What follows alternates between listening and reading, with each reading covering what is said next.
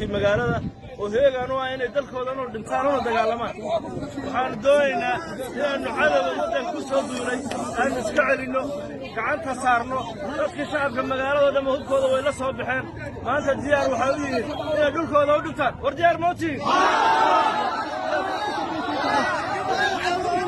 waxaan doonaynaa dadka internetka loo furo internetka khasab lagu furo aan doonaynaa shirkadu ha furto haddii kale shirkadu furi weydo